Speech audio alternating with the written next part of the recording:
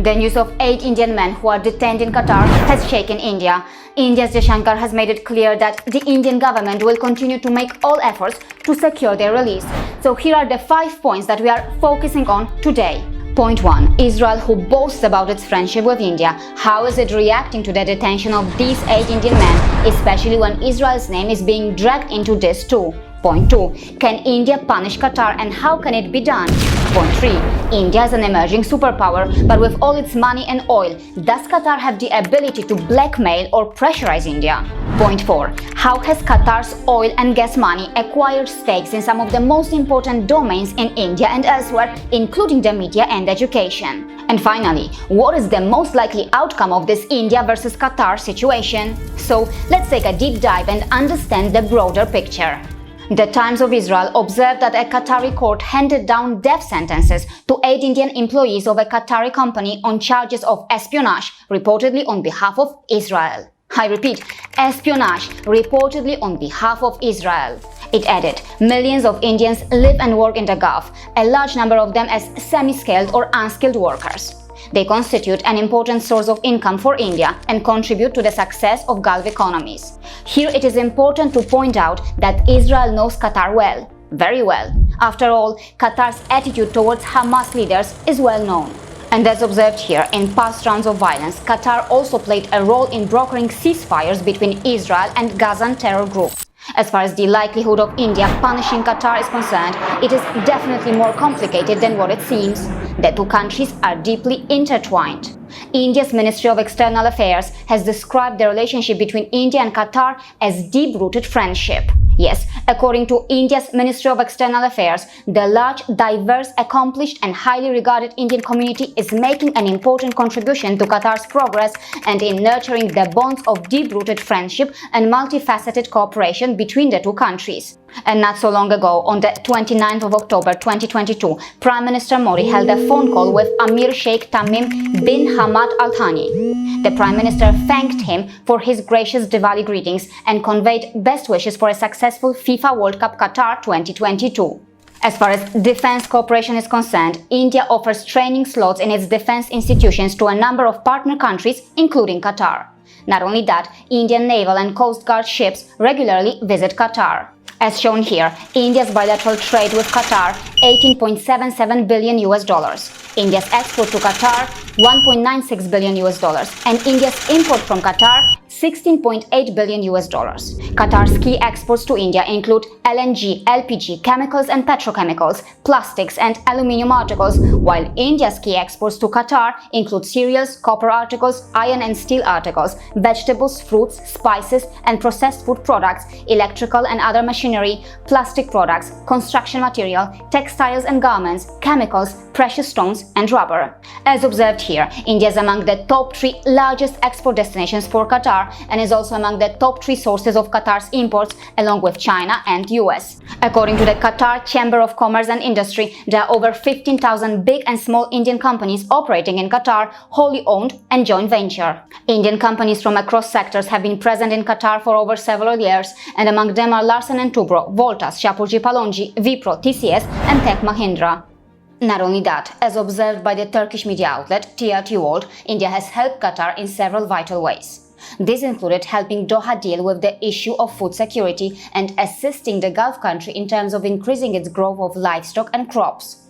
In addition, to immediately provide relief for Qatar's food insecurity, New Delhi sent food and supplies to Doha through direct shipping routes. Yes, you heard that right. India helping Qatar become food secure. On the other hand, Qatar knows what to do with the oil or gas money that it earns from India and elsewhere. It uses that money to invest in India and other parts of the world. Have you heard of QIA? The Qatar Investment Authority, also known as QIA, is a government-owned entity responsible for managing the sovereign wealth fund of Qatar. But the track record or trail of the Qatari money is mind-boggling. Volkswagen Group, Porsche, Paris Saint-Germain, even the Switzerland-based Credit Suisse. As far as India is concerned, in January 2019, QIA invested $200 million through a primary equity issuance in Bharti Airtel's arm, Airtel Africa. In July 2019, Byju's announced that it has received an investment of $150 million led by Qatar Investment Authority. In February 2020, Qatar Investment Authority invested about $450 million for a 25.1% stake in a unit of Adani Transmission. As reported by the Ministry of External Affairs, in February 2022, QIA announced its financial support of $1.5 billion to the investment firm Bodhi3. In July 2022, Bodhi3 Systems invested $600 million in Indian test prep business Allen Career Institute for 36% stake. In April 2022, Bodhi3 Systems, along with a consortium of investors, invested 13,500 crore rupees in Viacom18. And as shown here, the Qatari money is also doing something in the Adani green energy. On the other hand, non-Muslims have faced multiple issues in Qatar and other Muslim nations regarding their religion or even cremation facilities. In 2022, when India faced a diplomatic storm in the Middle East regarding the Nupur Sharma episode, Dr. Rajeshwari Pillai Rajagopalan at ORF observed that the Indian government had little choice but to try to pacify the Middle Eastern countries. $90 billion of trade with the GCC countries, $35 billion of foreign remittances. But here it must be pointed out that even though some Muslim nations may appear united against India, there are serious cracks and differences between many of them. Back in 2017, Saudi Arabia, the UAE, Bahrain and Egypt cut ties with Qatar, accusing it of supporting terrorism. As observed here, the four countries had specified a set of 13 conditions that Doha must meet for relations to return to normal.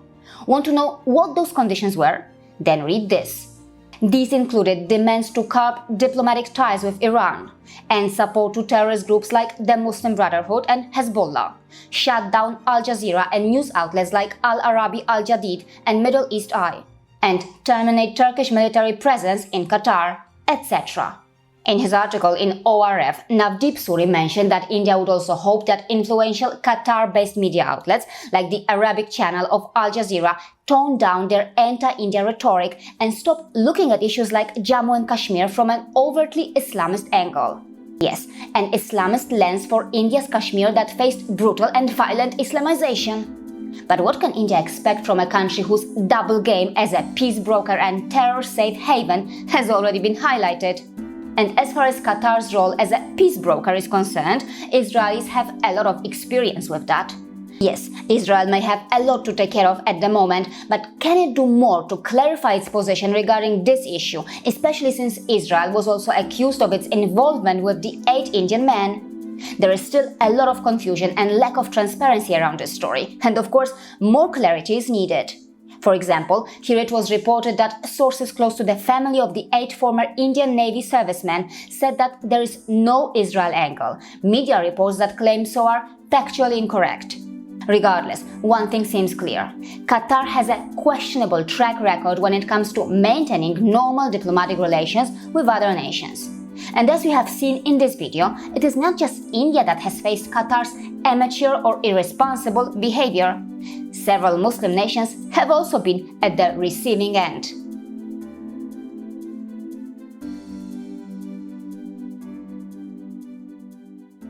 See you again